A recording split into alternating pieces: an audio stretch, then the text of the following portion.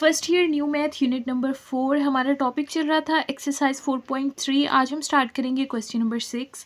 Solve the following system of homogeneous linear equation by using Gauss elimination method.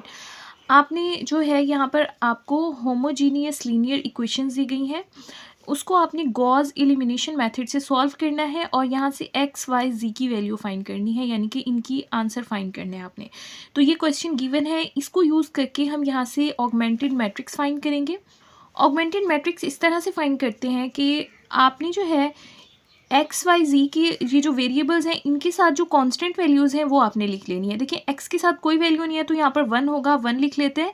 उसके बाद Y के साथ 4 है तो यहाँ पर 4 आ जाएगा, जी के साथ -2 है तो यहाँ पर -2 आ जाएगा। उसके बाद यहाँ से आ जाएगा 2, उसके बाद यहाँ पर कोई वैल्यू नहीं है तो 1 आ जाएगा, 2 1 एंड 5 तो यहाँ पर लिख देते हैं 2 1 एंड 5। उसके बाद यहाँ पर है 5 2 एंड 8। तो इस तरह से ये हमने जो है ना मैट्रिक्स बना लेनी है ऑगमेंटेड। उसके बाद देखिए यहाँ पर है 0 0 0 तो यहाँ पर लिख देते हैं 0 0 एंड 0। अब आपने इस मैट्रिक्स को सॉल्व करना है और यहाँ से हम एक्स वाई जी के आंसर फाइंड करेंगे। इसको सॉल्व करने के लिए जिस तरह से हम एचलन फॉर्म को सॉल्व करते थे आपने बिल्कुल उसी तरह से करना है। यानी कि देखिए ये फर्स्ट कॉलम है, ये सेकंड कॉलम है, ये थर्ड कॉलम है। फर्स्ट कॉलम में जो फर्स्ट प्लेस है उसको 1 बनाना है और उसके नीचे दोनों 0। सेकंड कॉलम में सेकंड नंबर आपका 1 होना चाहिए, उसके बाद नीचे 0। इसी तरह से थर्ड कॉलम में जो है थर्ड नंबर आपका क्या होना चाहिए, 1 होना चाहिए। इस तरह से हमने इसको बनाना है। उसके बाद हम एक्स वाई जी का आंसर फाइंड करेंगे। सबसे पहले आप देखिए पहले कॉलम में आपको 1 नज़र आ रहा है तो इसको तो आपको बनाने की ज़रूरत नहीं क्योंकि 1 ऑलरेडी यहाँ पर मौजूद है। अब आपने 2 और 5 दोनों की जगह पर यहाँ पर 0 लेकर आना है, ठीक है। तो हम यहाँ पर रो ऑपरेशन लगाएंगे। ये हमारे पास रो 1 है, ये रो 2 है, ये रो 3 है। सबसे पहले हमें ये रो 2 में जो है वो क्या चाहिए, 0 चाहिए। तो सबसे पहले आप लिखेंगे रो 2 क्योंकि हमें रो 2 में 0 चाहिए। रो 2 लिखेंगे और उसके साथ 2 की जगह पर 0 चाहिए तो 2 का साइन चेंज करके आप लिखेंगे, यानी कि -2 लिखेंगे क्योंकि प्लस था तो आप साइन चेंज करके लिखेंगे। उसके बाद देखें यहाँ पर जो है रो 1 में 1 मौजूद है तो जिस रो में 1 मौजूद होता है आप वो वाली रो लिखते हैं, यानी कि आप लिखेंगे रो 1, ठीक है। अब फर्स्ट रो जो है वो एज इट इज़ आ जाएगी 1 4 -2 एंड 0। ये सब कुछ आप अप्लाई करेंगे रो 2 पर ताकि यहाँ पर 0 आ जाए, ठीक है। आप रो 2 एंड रो 1 यूज़ करेंगे। ये हमारे पास रो 2 है, ये रो 1 है। रो 2 से आप 2 लें और रो 1 से 1 लें और इसमें पुट कर दें, रफ पर करते हैं। तो यहाँ पर पुट कर देते हैं। रो 2 से हमने लिया था 2 और रो 1 से हमने लिया था 1। यहाँ पर आ जाएगा 2 -2 1 ज़ा 2, 2 -2 कितना होता है, 0। तो यहाँ पर हमारे पास क्या आ गया, 0। उसके बाद आपने रो 2 से 1 लेना है और रो 1 से 4 लेना है। यहाँ पर पुट कर दें दोबारा से। रो 2 से हमने 1 लिया है और रो 1 से 4 लिया है। यहाँ पर आ जाएगा 1 -2 4 ज़ा 8 और यहाँ से हमारे पास आंसर आ जाएगा -7। तो यहाँ पर लिख देते हैं -7। उसके बाद रो 2 से आपने 5 लेना है और रो 1 से -2 लेना है। यहाँ पर पुट कर देते हैं। रो 2 से हमने लिया है 5 और रो 1 से लिया है -2। यहाँ पर पुट कर दिया 5 माइनस माइनस प्लस 2 2 ज़ा 4 और यहाँ से आंसर हमारे पास आ जाएगा 9। तो यहाँ पर हमने 9 लिख दिया। उसके बाद रो 2 से भी आपने 0 लेना है, रो 1 से भी 0 लेना है। अब देखिए आप यहाँ पर भी 0 पुट करें, यहाँ से भी 0, तो ये दोनों 0 हो जाएंगी और आंसर अगेन हमारा 0 ही आएगा, ठीक हो गया। अब हमें 5 की जगह पर भी 0 बनाना है। ये हमारे पास कौन सी रो है, थर्ड रो है। तो थर्ड रो में हमें 0 बनाना है तो सबसे पहले लिखेंगे रो 3 और 5 की जगह पर आपने 0 बनाना है तो 5 का साइन चेंज करेंगे तो यहाँ पर आ जाएगा -5। उसके बाद देखिए रो 1 में हमारे पास 1 है तो जिस रो में 1 मौजूद होता है वो वाली रो लिखते हैं, तो हमने लिख दिया रो 1। अब ये सब आप अप्लाई करेंगे थर्ड रो में लिखेंगे, ठीक है। यहाँ से आपने रो 3 लेनी है और रो 1 लेनी है। ये हमारे पास रो 3 है, ये हमारे पास रो 1 है। रो 3 से हम 5 लेंगे और रो 1 से 1 लेंगे और यहाँ पर पुट कर देते हैं। तो यहाँ से देखिए रो 3 से हमने लिया है 5 और रो 1 से हमने लिया है 1। यहाँ पर पुट कर रहे हैं 5 -5 1 ज़ा 5, 5 -5 होता है 0। तो यहाँ से हमारे पास आंसर आ गया 0। उसके बाद रो 3 से आपने 2 लेना है और रो 1 से 4 लेना है, इसमें पुट कर देते हैं। यहाँ से देखिए यहाँ पर आ जाएगा 2 और यहाँ से हमने लिया है रो 1 से 4। 2 5 4 ज़ा होता है 20 और यहाँ से हमारे पास आंसर आ जाएगा -18। तो यहाँ पर लिख देते हैं -18। उसके बाद देखिए रो 3 से आपने 8 लेना है और रो 1 से -2 लेना है। यहाँ पर पुट करते हैं 8 एंड रो 1 से हमने लिया है -2। यहाँ पर आ जाएगा 8 माइनस माइनस प्लस 5 2 ज़ा 10। दोनों को कंबाइन करें, 10 + 8 जो होता है हमारे पास 18 होता है। तो यहाँ से हमारे पास आंसर आ गया 18। उसके बाद देखिए रो 3 से भी आपने 0 लेना है और रो 1 से भी 0 लेना है, दोनों वैल्यू 0 है, यहाँ पर पुट करें तो हमारा आंसर 0 ही आएगा, इसको सॉल्व करने की भी ज़रूरत नहीं है, कर भी लें तो 0 ही आएगा। अब फर्स्ट कॉलम सॉल्व हो गया जिस तरह से हमें चाहिए था। अब सेकंड कॉलम में यहाँ पर सेकंड नंबर पर -7 की जगह हमें 1 चाहिए। 1 बनाने का हमेशा मेथड यही होता है, जहाँ पर भी आपने 1 बनाना है उस रो को आपने उसी नंबर से डिवाइड कर देना है, यानी -7 वाली रो को आपने -7 से डिवाइड कर देना है। तो ये हमारे पास है रो 2। अब आप रो 2 को जो है वो डिवाइड करेंगे -7 के साथ, ठीक है। यहाँ से जो है वो first row as it is आ जाएगी 1 4 -2 और यहाँ से 0। अब सबको -7 से डिवाइड कर दें, 0 को -7 से डिवाइड करेंगे 0 आ जाएगा, -7 को -7 से डिवाइड करेंगे तो हमारे पास 1 आ जाएगा क्योंकि दोनों कैंसिल हो जाएंगे। 9 को आप -7 से डिवाइड करें तो यहाँ पर आ जाएगा -9/7 इन दोनों को डिवाइड करने से, और 0 को -7 से डिवाइड करेंगे तो हमारे पास 0 ही आ जाएगा। उसके बाद देखिए अब यहाँ पर तो 1 बना रही है सेकंड कॉलम में, सेकंड कॉलम में 18 -18 की जगह पर अब आपने 0 बनाना है क्योंकि 1 के नीचे हम 0 बनाते हैं, ठीक हो गया। तो अब यहाँ पर इस -18 की जगह 0 बनाने के लिए ये हमारे पास है रो 3, तो यहाँ पर अप्लाई करते हैं। सबसे पहले आप लिखेंगे रो 3 और -18 की जगह आपने 0 बनाना है तो -18 का साइन चेंज करेंगे, हो जाएगा +18। उसके बाद देखिए यहाँ से हमारे पास जो 1 है वो कौन सी अब रो में आ गया, सेकंड रो में आ गया ना यहाँ से, तो आप लिखेंगे यहाँ से रो 2, ठीक है। ये फिर आप नेक्स्ट पे अप्लाई करेंगे। अभी आप ये ऐसे लिख देंगे -18 18 एंड 0, ये आपने सब नेक्स्ट स्टेप पे अप्लाई करना है। अब यहाँ से देखिए हमारे पास फर्स्ट और सेकंड कॉलम जो है वो एज इट इज़ आ जाएगा।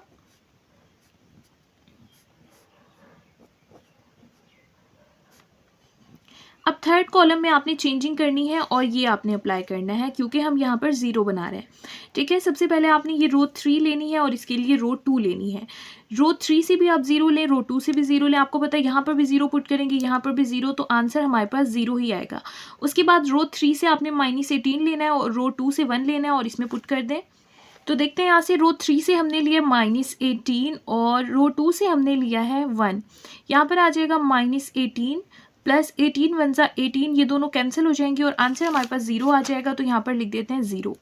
उसके बाद देखिए आपने रो 3 से लेना है 18 और रो 2 से लेना है -9/7, यहाँ पर पुट करते हैं। रो 3 से हमने लिया है 18 और रो 2 से हमने लिया है -9/7, तो अब इनको सॉल्व करते हैं। यहाँ से आ जाएगा 18 + माइनस 18 को आप 9 से मल्टीप्लाई करें, आपके पास आंसर आ जाएगा 162 और डिवाइड में यहाँ पर 7 मौजूद है। यहाँ पर डिनोमिनेटर में कोई वैल्यू नहीं है तो आप 1 लिख सकते हैं। यहाँ से 7 और 1 का एलसीएम लेंगे तो हमारे पास 7 आंसर आ जाएगा। 7 को 1 से डिवाइड करें तो आंसर 7 आएगा, 7 को 18 से मल्टीप्लाई करें तो यहाँ से हमारे पास आंसर आ जाएगा 126 और 7 को 7 से डिवाइड करें तो 1 आंसर आता है, 1 को 162 से मल्टीप्लाई करें तो 162 ही आता है। अब आपने 162 में से 126 को सब्ट्रैक्ट कर देना है, तो यहाँ से हमारे पास आंसर आ जाएगा 36/7 और यहाँ से बड़ी वैल्यू के साथ माइनस है तो माइनस का 36/7 आपके पास आंसर आएगा, ठीक है। तो यहाँ पर लिख देते हैं माइनस का 36/7 और यहाँ पर जो है देखिए यहाँ से रो 3 से आप 0 लें, रो 2 से 0 लें, इसमें पुट करें तो हमारे पास आंसर 0 ही आ जाएगा क्योंकि दोनों वैल्यूज़ 0 हैं।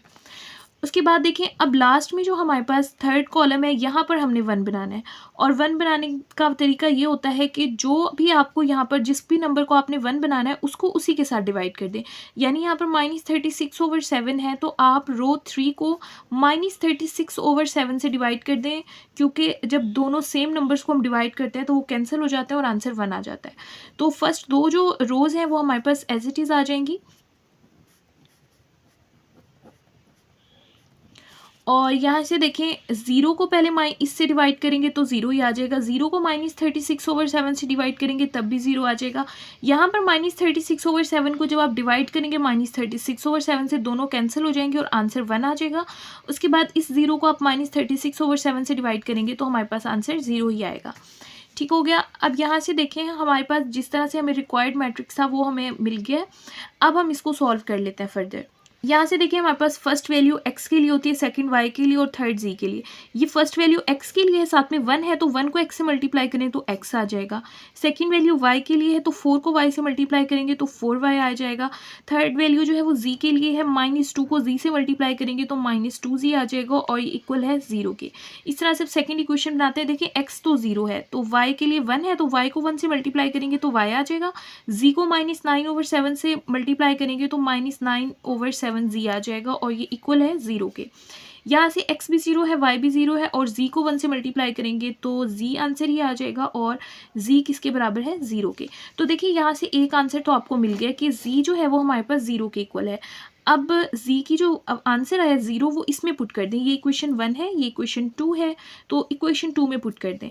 तो यहाँ से आ जाएगा y -9/7।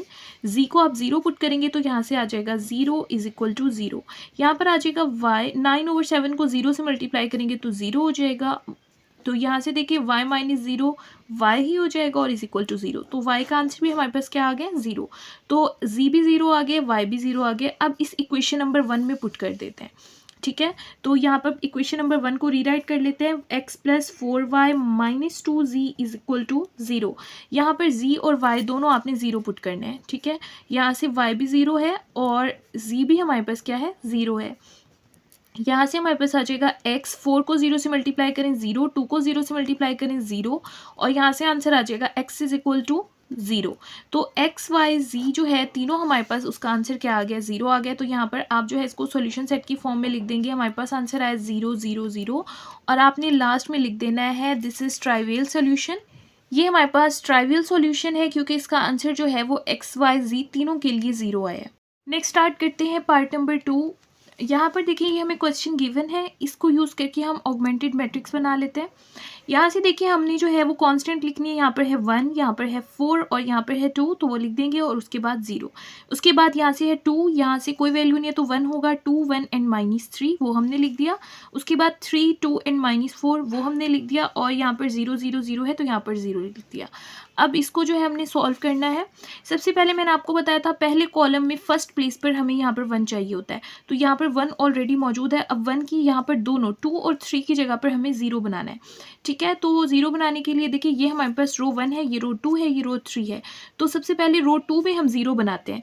ये हमारे पास है रो 2 और हमें इस 2 की जगह पर 0 चाहिए, तो 2 को जो है ना आप साइन चेंज करेंगे। ये प्लस का 2 है, आपने लिख देना है माइनस का 2। उसके बाद आप वो वाला रो लिखते हैं जिसमें 1 होता है। 1 जो है वो पहले रो में है तो आप लिख देंगे रो 1।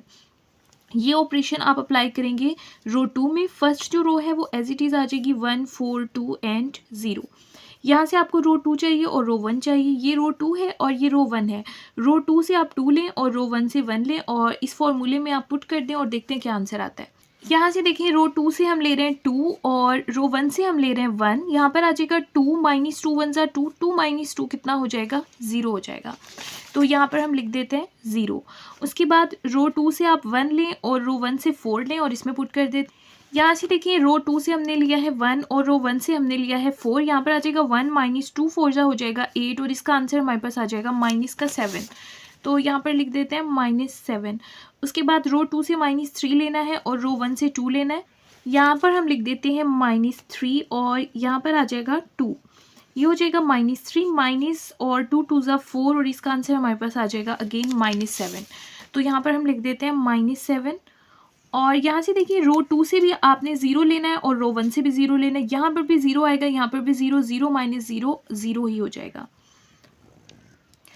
उसके बाद देखिए अब हमें यहाँ पर 3 की जगह पर भी 0 बनाना है और ये हमारे पास कौन सी रो है, थर्ड रो है। तो सबसे पहले आप लिखेंगे रो 3 और हमें जो है वो 3 की जगह पर 0 चाहिए, तो 3 का साइन चेंज करेंगे, हो जाएगा -3 और 1 जो है वो फर्स्ट रो में तो आप लिख देंगे रो 1। अब ये सब कुछ आप अप्लाई करेंगे थर्ड रो में। रो 3 और रो 1 लेनी है। ये आपके पास रो 3 है, ये रो 1 है। रो 3 से आप 3 लें, रो 1 से 1 लें और इसमें पुट कर दें। यहाँ पर पुट करते हैं रो 3 से हमने लिया है 3 और रो 1 से हमने लिया है 1। यहाँ पर आ जाएगा 3 - 3 1 ज़ा 3 और इसका आंसर हमारे पास क्या आ गया, 0। तो यहाँ पर पुट कर देते हैं 0। उसके बाद रो 3 से आपने 2 लेना है और रो 1 से 4 लेना है। यहाँ पर देखिए रो 3 से हमने लिया है 2 और रो 1 से हमने लिया है 4। यहाँ पर आ जाएगा 2 3 4 ज़ा हो जाएगा 12 और यहाँ से आंसर आ जाएगा हमारे पास -10।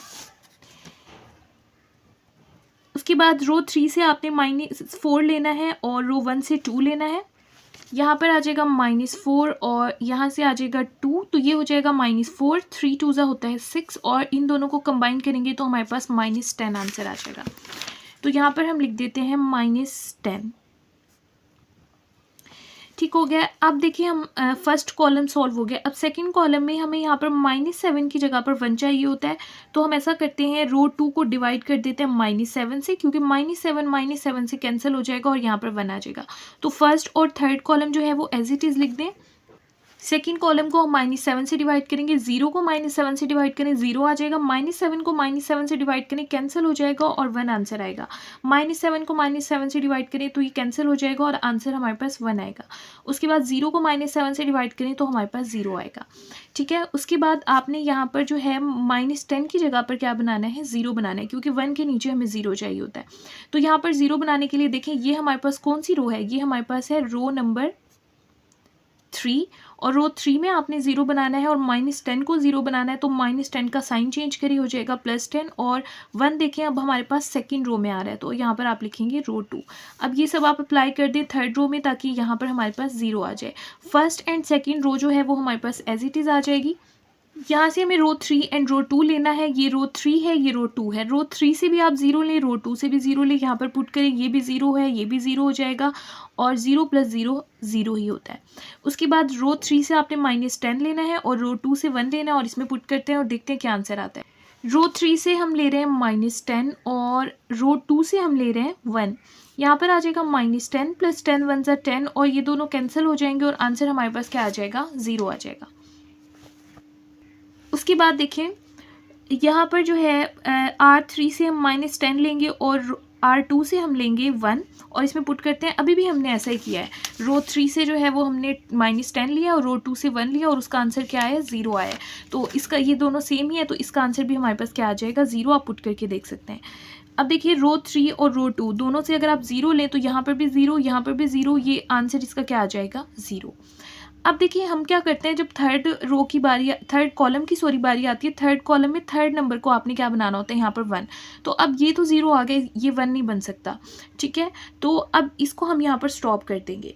ठीक है, अब इसको हम सॉल्व करना स्टार्ट करते हैं, यानी कि हम यहाँ से x1 x2 एंड x3 की वैल्यूज़ फाइंड करते हैं। अब यहाँ से देखिए ये हमारे पास जो है पहली रो है, ये आपने जो है 1 को इस फर्स्ट को x1 से मल्टीप्लाई करना है, इसको x2 से और इसको x3 से। 1 को जब आप x1 से मल्टीप्लाई करेंगे तो x1 आ जाएगा, 4 को आप x2 से मल्टीप्लाई करेंगे तो x2 आ जाएगा और 2 को आप x3 से मल्टीप्लाई करेंगे तो 2x3 आ जाएगा और इक्वल आ जाएगा 0 के। उसके बाद x1 तो यहाँ पर 0 है, x2 को 1 से मल्टीप्लाई करें तो x2 आ जाएगा और x3 को 1 से मल्टीप्लाई करेंगे तो x3 आ जाएगा और ये भी इक्वल है 0 के। अब थर्ड वाले में तो सारे 0 हैं तो इसकी वैल्यूज़ हम नहीं फाइंड कर सकते। अब देखें सबसे पहले जो है हमें कोई एक वैल्यू मालूम होना ज़रूरी है ताकि हम बाकी फाइंड कर सकें। अब यहाँ से देखिए थर्ड वाले से हम जैसे हमने पीछे किया x3 की या लास्ट वाली वैल्यू फाइंड कर सकते हैं, लेकिन वो तो यहाँ पर 0 हो गया तो उसकी वैल्यू नहीं फाइंड कर सकते। तो हम यहाँ पर लेट करते हैं एक आर्बिट्रेरी वैल्यू, यानी कि फ़र्ज़ी वैल्यू हम ले रहे हैं t और हम लेट कर रहे हैं कि x की 3 जो है x3 वो हमारे पास t के इक्वल है, लेट कर रहे हैं। ठीक है, तो अब इसकी हेल्प से हम बाकी आंसर भी फाइंड कर लेंगे। अब यहाँ पर इक्वेशन नंबर ये 1 है और ये इक्वेशन नंबर 2 है। अब इक्वेशन नंबर 2 हम ले लेते हैं x2 + x3 = 0। x3 हमने लेट किया, हमारे पास t के इक्वल है तो यहाँ पर पुट कर दें। x3 की जगह हम लिख देते हैं t और यहाँ पर है x2 = 0। तो x2 की वैल्यू हमें फाइंड करनी है, t दूसरी साइड पर जाकर माइनस का हो जाएगा तो x2 का आंसर हमारे पास क्या आ गया, -t। x3 का आंसर +t आया है और x2 का आया -t। अब इसी तरह से फर्स्ट इक्वेशन लिखते हैं और x1 का आंसर फाइंड करते हैं। यहाँ से देखिए आपको पता है जो हमारे पास x2 हमने अभी फाइंड किया, x2 का आंसर हमारे पास आ रहा था -t और x3 का आंसर हमारे पास आया है t, जो अभी हमने पीछे फाइंड किया। यहाँ पर आ जाएगा x1 +- 4 को t से मल्टीप्लाई करेंगे 4t, 2 को t से मल्टीप्लाई करेंगे ये 2t हो जाएगा और यहाँ से आ जाएगा x1 4t में से 2t को माइनस करेंगे तो हमारे पास माइनस का 2t बचेगा = 0। x1 = -2t को दूसरी साइड पर ले जाएं तो दूसरी साइड पर जाकर ये प्लस का हो जाएगा, तो ये हमारे पास x1 का आंसर आ गया। तो यहाँ से हमारे पास x1 x2 और x3 तीनों के आंसर्स आ गए जो कि हमने फाइंड करने थे, और वो हमारे पास इस तरह से आए हैं। x1 का आंसर हमारे पास आया है 2t, x2 का आया है -t और x3 का हमारे पास आया है t। और ये नॉन ट्राइवियल सोल्यूशन आया है हमारे पास, क्योंकि इन सब के आंसर जीरो नहीं है। अगर जीरो आ जाए तो हम कहते हैं ट्राइवियल सोल्यूशन है, नॉन जीरो आ जाए तो नॉन ट्राइवियल सोल्यूशन होता है। तो ये हमारे पास नॉन ट्राइवियल सोल्यूशन है। करते हैं पार्ट नंबर 3। सबसे पहले इनकी जो है वो ऑगमेंटेड मैट्रिक्स बना लेते हैं। यहाँ से देखिए हमारे पास x1, x2 एंड x3 तीन वेरिएबल्स हैं, इनके साथ कांस्टेंट वैल्यू देखिए यहाँ पर कोई वैल्यू नहीं है तो 1 होगा, इसके साथ है +2 और यहाँ पर है माइनस और कोई वैल्यू नहीं है तो माइनस का 1 होगा। यहाँ पर 1 है और यहाँ पर -1, यहाँ पर +5, 1 -1 एंड +5। यहाँ पर है 2, यहाँ पर कोई वैल्यू नहीं है तो 1 होगा, 2 1 एंड 4। और यहाँ पर हमारे पास है 0 0 0। तो इस तरह से ये हमारे पास ऑगमेंटेड मैट्रिक्स बन गई है। अब इसको सॉल्व करते हैं। सबसे पहले कॉलम में हमें फर्स्ट प्लेस पर 1 चाहिए होता है, तो वो ऑलरेडी मौजूद है। अब 1 और 2 इन दोनों वैल्यूज़ को आपने 0 बनाना है। तो यहाँ से जो है वो फर्स्ट रो को आप एज इट इज़ लिख दें 1 2 -1 एंड 0। हमें यहाँ पर और यहाँ पर 0 बनाना है, यानी कि रो 2 एंड रो 3 को हमें चेंज करना है। सबसे पहले रो 2 को चेंज करते हैं, तो हम चेंजिंग कर रहे हैं रो 2 में। तो सबसे पहले आप लिखेंगे रो 2, उसके बाद आपको 1 की जगह पर 0 चाहिए तो आप 1 का साइन चेंज करके लिखेंगे, तो ये माइनस का 1 आ जाएगा। उसके बाद देखिए यहाँ पर जो 1 है इसको तो आप चेंज कर रहे हैं ना, उसके अलावा जो 1 है वो फर्स्ट रो में है, तो उसके बाद आप लिख देंगे यहाँ पर रो 1। ठीक है, तो ये अप्लाई करें आप जो है वो सेकेंड रो में। यहाँ पर रो 2 लेनी है और रो 1, ये हमारे पास रो 2 है, ये हमारे पास रो 1 है। रो 2 से भी आप 1 लें और रो 1 से भी 1 लें और इसमें पुट कर देते हैं। यहाँ से देखें रो 2 से हमने लिया है 1 और रो 1 से भी हमने लिया है 1। यहाँ पर आ जाएगा 1 -1 मल्टीप्लाई बाय 1 1 1 -1 क्या हो जाएगा 0। तो यहाँ से हमारे पास आ गया 0। उसके बाद रो 2 से -1 लें और रो 1 से 2 लें। यहाँ पर आ जाएगा -1 और रो 1 से हमने लिया है 2, तो यहाँ पर आ जाएगा 2 -1, 2 1 हो जाएगा 2 और इसका आंसर हमारे पास आ जाएगा -3। उसके बाद देखें रो 2 से आपने जो है वो 5 लेना है और रो 1 से -1। यहाँ पर पुट करते हैं 5 और रो 1 से हमने लिया है -1। यहाँ पर आ जाएगा 5 माइनस माइनस प्लस और यहाँ पर 1 आ जाएगा। 5 + 1 हमारे पास होता है 6, तो यहाँ पर हम लिख देंगे 6।